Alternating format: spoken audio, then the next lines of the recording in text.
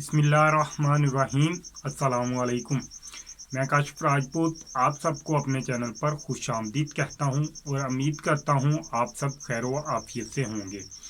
और नए आने वाले दोस्तों से मेरी दरख्वास्त है कि हमारे चैनल को सब्सक्राइब करें और साथ लगे बेल आइकन को भी प्रेस करें ताकि हमारी हर आने वाली वीडियो आप तक बआसानी पहुंच सके। नाज़रीन, आज 5-6 मुख्तलिफ ख़बरें हैं जिनमें कोई सियासी ख़बरें भी हैं और कोई अफसोसनाक खबर पेशावर के हवाले से भी जो आपके साथ मैं शेयर करने वाला हूँ। नाज़रीन, सबसे पहली खबर है सदर मुमलकत सदर पाकिस्तान आरफ अलवी साहब के हवाले से।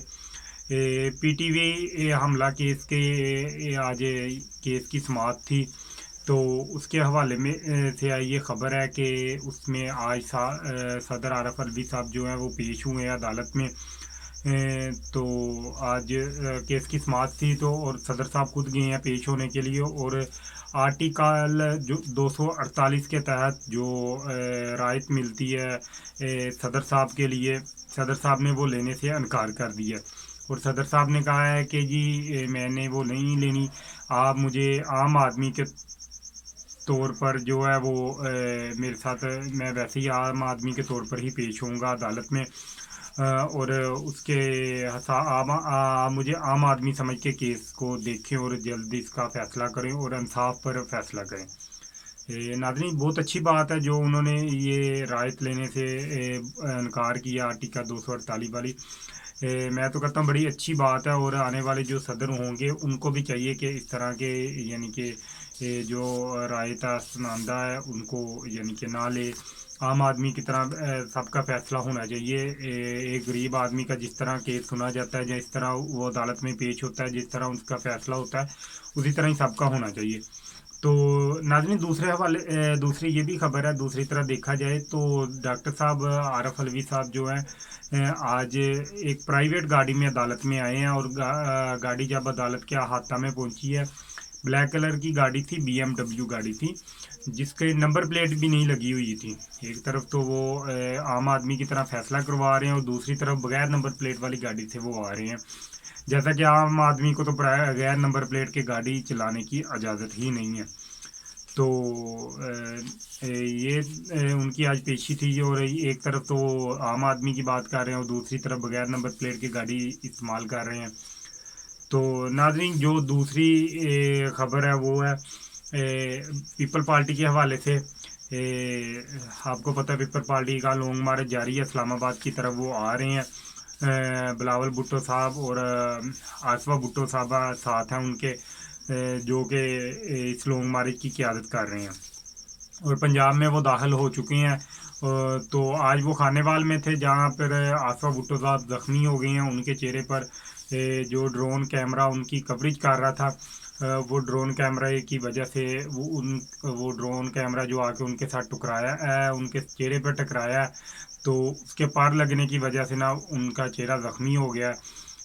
कोई चेहरे पे ज़ख्म आए हैं, तो जैसे ही ये ज़ख्म आए हैं तो बिलावल भुट्टो साहब, ज़ाहिर बात है उनकी बहन है और उनके साथ है, उनकी क़यादत में है, तो उसी वक्त आए हैं। उन्होंने अपने यानी कि जो शाल ली होती है वो उनके ज़ख्मों पे रख दिया।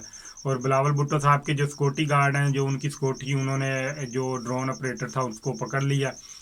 तो देखते हैं अब ऑपरेटर साहब के साथ क्या होता है। और बाकी ये है कि दुआ है अल्लाह ताला आसफा भुट्टो साहब को सेहत दे और उनके जो ज़ख्म हुए हैं वो जल्द से जल्द ठीक हो जाए। तो नाज़रीन, दूसरी जो बड़ी खबर है वो इस्लामाबाद के हवाले से है। आपको पता है इस्लामाबाद प्रेस क्लब के सामने जो है बलोच तलबा ने एहतजाज किया हुआ है।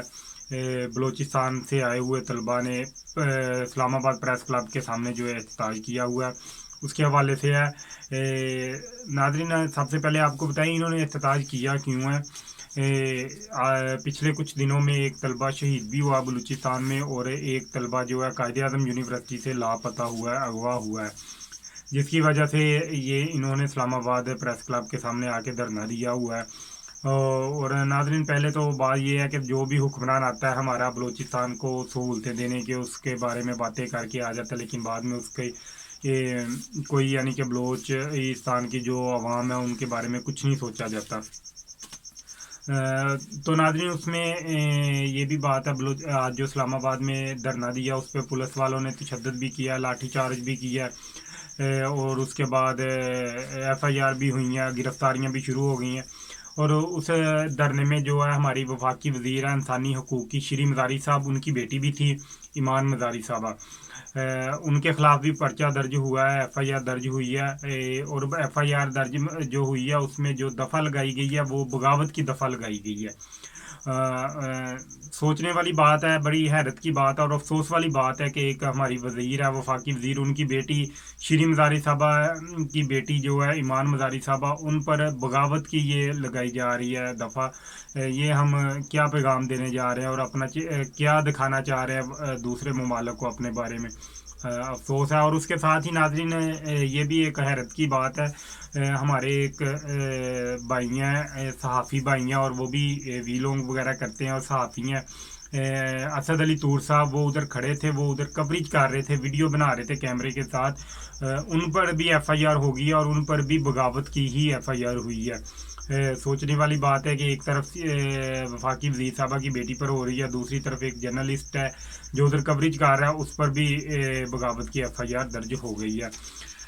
तो बड़ी अफसोस वाली बात है ये। और यानी कि एक तरफ वो तो अपने हक के लिए बैठे हुए हैं, ये नहीं हमें चाहिए कि उनका हक दें, उनके बात सुने, और दूसरी तरफ से हम पुलिस से लाठी चार्ज करवा रहे हैं और दूसरा उन पर बगावत की जो है वो FIR दर्ज करवा रहे हैं। हालांकि वो बगावत नहीं कर रहे, वो तो अपना हक मांग रहे हैं, एक जायज़ मुतालबात लेके बैठे हुए हैं, उनके मुतालबात हमें सुनने चाहिए। तो नाज़रीन चौथी जो खबर है वो जर्नलिस्ट, सीनियर सहाफ़ी, एंकर पर्सन मोहसिन बेग के हवाले से है। आपको पता उनके पिछले दिनों में FIA की तरफ से कार्रवाइयाँ हुई हैं, उनको गिरफ़्तार किया गया, उन पर मुकदमा तशद्दुद वगैरह हुए हैं। तो उनका ऊपर एक और केस था मनी लॉन्ड्रिंग का, जिसकी आज समाअत हुई है कराची में सिंध हाई कोर्ट में। तो उसके हवाले से आज अटार्नी जनरल साहब से यानी कि काफ़ी सख्त लहजे में चीफ सिंध हाई कोर्ट के जो जस्टिस साहब हैं उन्होंने सवालात वगैरह किए हैं, जवाबात मांगे हैं। और नाज़रीन आपको बात ये बताते चलें कि जो इनकी गिरफ्तारी हुई थी FIA पे ने की थी, और आपको पता है वो क्यों हुई थी, किस लिए हुई थी, किसके कहने पर हुई थी, जो अचानक हुई है। लेकिन इन्होंने वो गिरफ्तारी जो है वो मनी लॉन्ड्रिंग के केस पे डाल दी है कि जी वो तो मनी लॉन्ड्रिंग की वजह से इनकी गिरफ्तारी हुई है, इस केस में हुई है। तो उस केस पे जो है वो जस्टिस साहब ने उनकी ज़मानत भी मंजूर कर ली है। तो कला का दम करार दे के ना उनकी ज़मानत मंजूर कर ली गई है। और नाजरीन पांचवी सॉरी जो खबर है, और वो बड़ी खबर और अहम खबर है, पाकिस्तानी सियासत के हवाले से ये खबर है। आपको पता है पिछले दिनों में भी ये बातें हो रही थी, और जब से ये तहरीक अदम अतमाद की बात हो रही है तब से ये बात हो रही है इस्टेब्लिशमेंट के बारे में, कि हमारी इस्टेब्लिशमेंट है जो वो किस तरफ है, वो न्यूट्रल है, वो अपोजिशन के साथ है, और वो यहाँ हुकूमत के साथ है। तो इसके मतलब काफ़ी बातें हो रही थी, पूछ गिछ हो रही थी, एक दूसरे से बात भी हो रही थी, और फ़ोन कॉल की भी बात हो रही थी। नाज़रीन आपको पता पिछले दिनों में मरियम औरंगज़ेब साहबा ने कहा था कि हालिया पेशावर में तैनात होने वाला अफसर है जो इसकी तरफ से हमारे मेम्बरान को कॉलें आना शुरू हो गई हैं। और उसके बाद जो है ISI DG ISI सरबराह उनकी तरफ से ये कहा गया था कि ये हमारी सियासत से कोई तल्लक नहीं है, और ना ही कोई यानी कि मुलाजम हमारा ऑफिसर इसमें कोई मुदाखलत करता नज़र आए, उसके ख़िलाफ़ कार्रवाई होगी। लेकिन आज फिर इसके पेशावर पर के अफसर के बारे में जो है वो फिर आज एक डॉन न्यूज़ में ख़बर छपी है कि जी पिपल पार्टी के जो MPs हैं उनको पेशावर से कालें आ रही हैं, कुछ MPs हैं जिनको पेशावर से कालें आई हैं। और इस पे जो DGIS PR हैं उनका भी बयान आया है। उन्होंने कहा है कि जी ऐसी कोई बात नहीं है, ये सरासर अफवाह है और अदारे को बदनाम करने की कोशिश की जा रही है।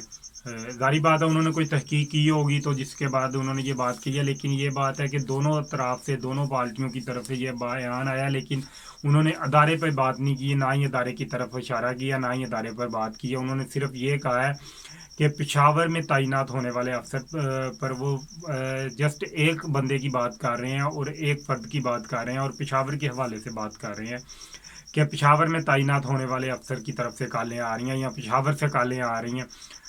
انہوں نے ہمارے ایک ادارہ ہے پاک آرمی، اس پر انہوں نے کوئی الزام نہیں لگایا، نہ ہی اس کے حوالے سے کوئی بات ہوئی ہے.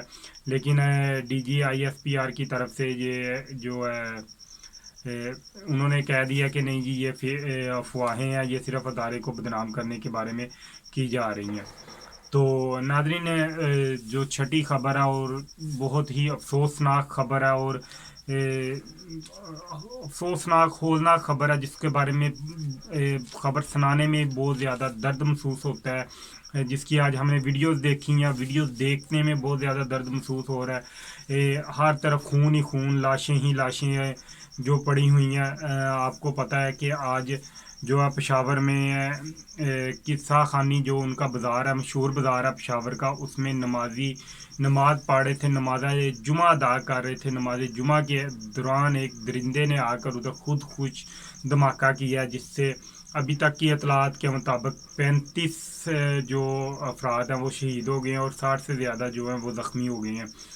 تو ناظرین یہ خود کش دھماکہ جو ہوا ہے، اور ایک ہی ہفتے میں 2 دھماکے ہوئے ہیں. آپ کو پتہ ہے اس سے پہلے کوئٹہ میں فاطمہ جناح روڈ پر جو ہے وہ پولیس کی ایک گاڑی پر دھماکہ ہوا ہے، اس کو نشانہ بنایا گیا. لیکن یہ اس سے بھی زیادہ دردناک جو واقعہ ہے، دردناک کا حادثہ جو آج ہوا ہے، اور اتنے یعنی کہ ہمارے پیارے دن جمعہ والے دن اور جمعے کی نماز کے ٹائم اور مسجد میں جو عوام کو نشانہ بنایا گیا، بہت ہی افسوسناک بات ہے کہ ہم پچھلے دنوں میں یہ سوچ رہے تھے، ہم بڑے مطمئن تھے اور اللہ تعالیٰ کا شکر ادا کر رہے تھے کہ یہ دہشت گردی سے، یہ دھماکوں سے، یہ آئے روز کی خبروں سے فلاں جگہ پہ آج دھماکہ ہوا، فلاں جگہ پہ یہ ہوا، فلاں جگہ پہ یہ ہوا، اس سے ہماری جان چھوٹ گئی ہے.